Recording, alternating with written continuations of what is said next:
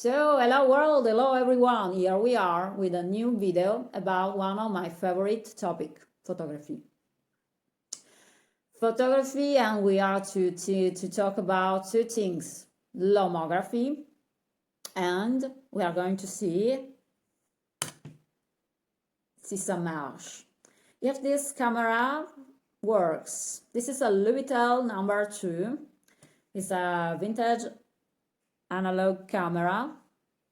I think that is amazing because through this camera I discovered a lot of things I didn't even know that existed. Photographic movement, cultural movement named Lomography before yesterday. Because yesterday I discovered that at the second hand market of a Mouse Catanzaro have arrived this vintage machine. So I went there and I started my research about this Lubitel number 2, and I discovered that it was manufactured by a Russian firm, which was called LOMO, and that there was an entire movement based on the use of the LOMO's camera. Lomography. You know that I'm curious like a monkey, so I had to start to find out info about this lomography group, and so I found out that there is an entire official site, lomography.com, and yes, there is a site, here it is. And here on the site you can find some info about this group that was founded in 1992 by two students that in a second hand market in Vienna, so we are in Europe, found this camera, and they were amazed by the high quality of the image. And the LOMO's camera were quite cheap, but not only because they were second hand, it was really the aim of the firm LOMO, to create a product that were at the same time cheap, but that they can create good quality image. Lubitel means I discover amateur. So lomography, this is the movement, and they have 10 golden rules if you want. But yes, let's take a look at their 10 golden rules, because I'm curious. So, rule number 1, take your camera everywhere you go. Okay, this is normal for me, because I generally use a mobile phone, because I love to take photography, like say now rule number 2, anytime, use it anytime, day and night. And rule number 3, lomography is not an interference in your life, but part of it.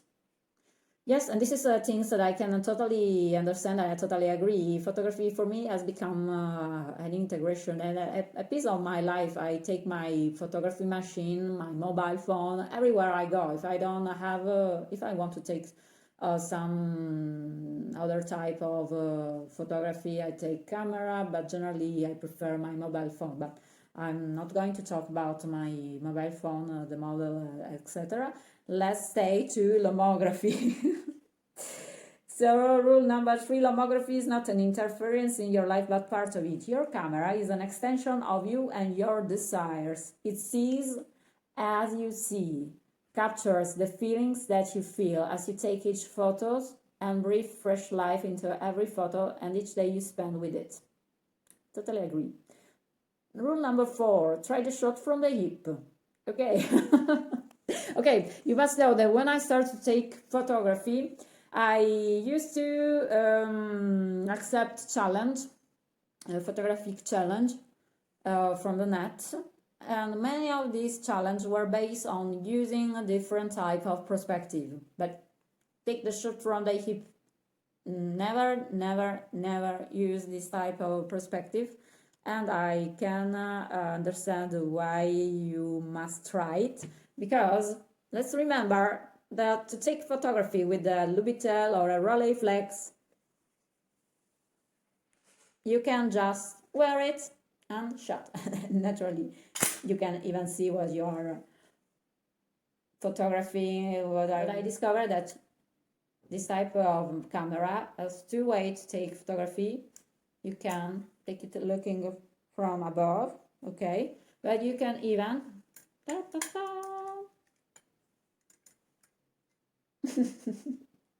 isn't it amazing? I'm in love. I'm in love.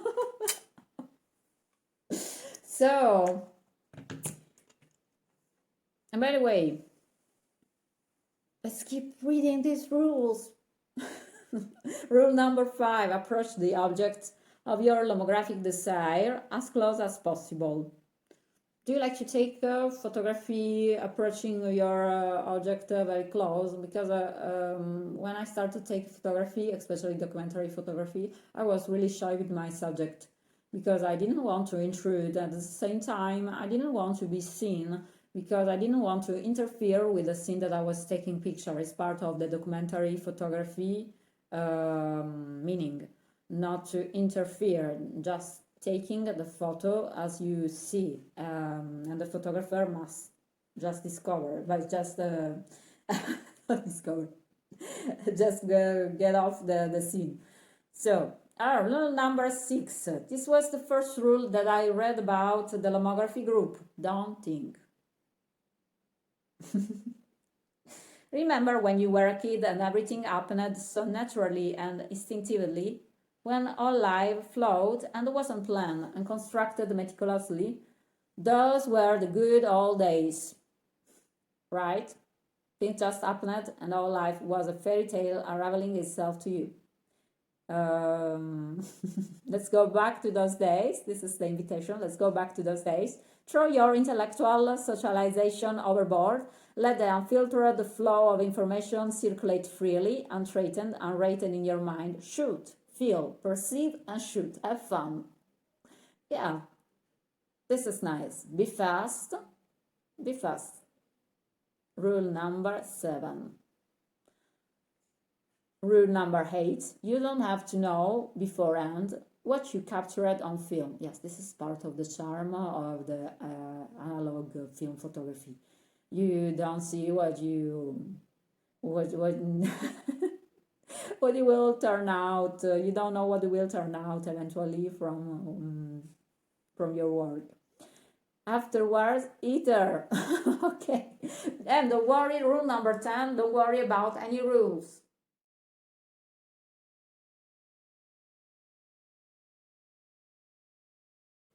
Okay, so this is the Lomography group, and I remember you that if you want to get some more info about it, you can just go to the Lomography page of the that is lomography.com. So Lubitel number 2. Let's see if it works and how it works. And naturally, this is the first time that I take this type of machine in my hands, and it's not mine, so I'm going to try to find some videos to test it. Oh, that's nice. Foto-ottica sovietica. Don't know if you can read it. No, it's autofocus again. Amazing. By the way, let's try to find out some video and let's try to see if it works.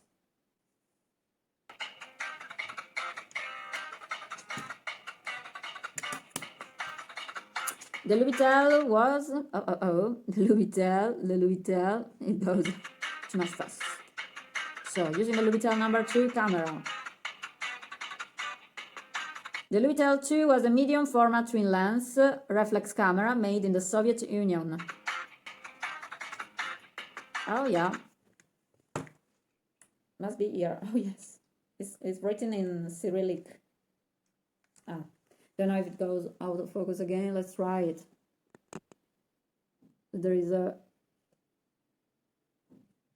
script here which is in Cyrillic.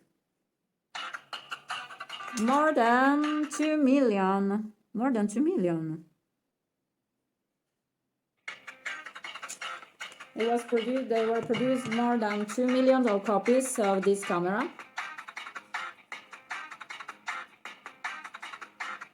Okay, 1954, 1977. This model was intended for export. The nameplate is in Latin alphabet.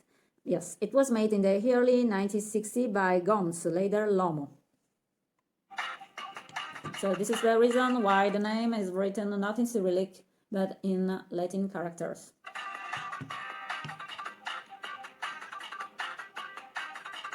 Like all twin lens reflex camera, it has 2 lenses. Yes, we can see it.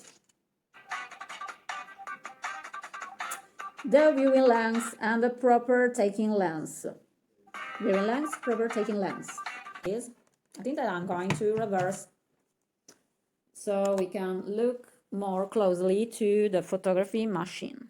So, like all twin reflex camera, it has two lenses, the viewing lenses and the proper taking lenses. As you can see, the name is written in Latin characters. Made in URSS, Fototica Sovietica. And here we are with the Cyrillic characters. So let's take a look to these twin lenses. The first one, you can control the focus and the distance is indicated in meters.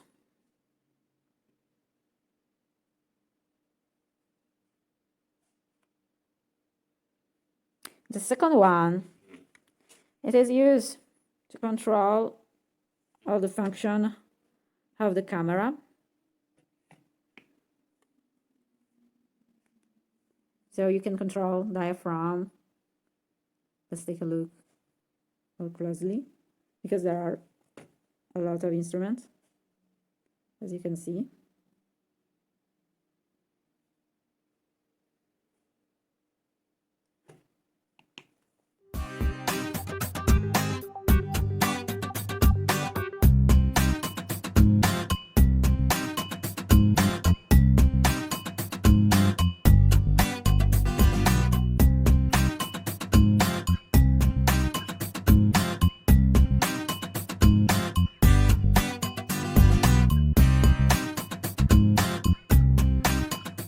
So Lubitel number 2, it was used with a film 120, and I discovered that it's pretty easy thanks to Lomography group to find a film for this type of cameras. Lucky us, it's very easy. I found out that there is a film for this type of camera even on Amazon, but you can see it through the, like I said, you can see it also on the Lomography official page. So, by the way, let's take a look on this video how to load our Lubitel number 2.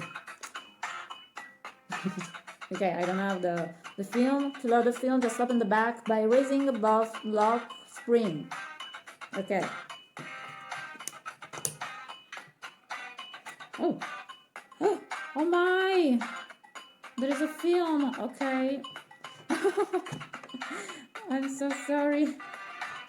I don't even know. No, I think that is it is used. Okay. So I was just wondering what I should do. So you have to release this. I'm really curious about the content of this film, but okay.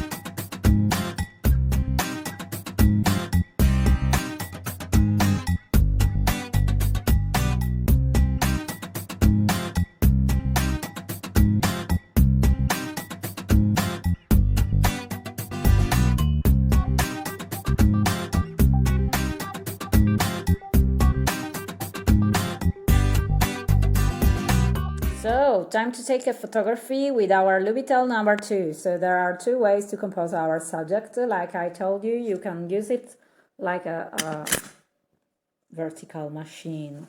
Looking from above, checking that our subject is in focus. Looking from above, using the focus ring to put our subject in focus. And there is this circle and the magnifier lens that will provide us some help in assuring that our subject is actually in focus. Great, isn't it? So this is one way, but like I show you, we can push this panel down and compose our subject, looking through the hole in the back of the camera. So now it's time to take the photo. And when I started, I really didn't expect that it was like this, because I expect to find some button to push. Okay, so it was actually really fun for me to find out that it was like this, that I had to take a photo with this camera. So as you can see, on the second ring, there are a lot of levels. We push down this one with the red dot. And I think that I have to have my hand free, because it's a little bit heavy. If you see a red dot on my Windows, it's okay. I was using a spray can. So we turn down this. First shot took. And there is even the timer option. Do you see the second one? Turning down. Turning down.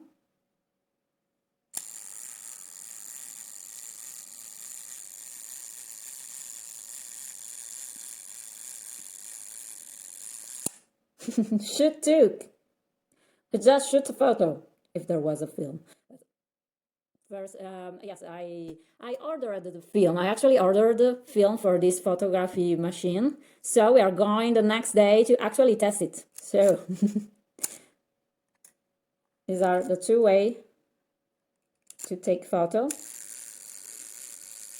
And this is, we can say, a virtual photography, but in the next day, when my 120 millimeters film arrive, I'm going to actually test this machine and I'm going to show you the result. So see you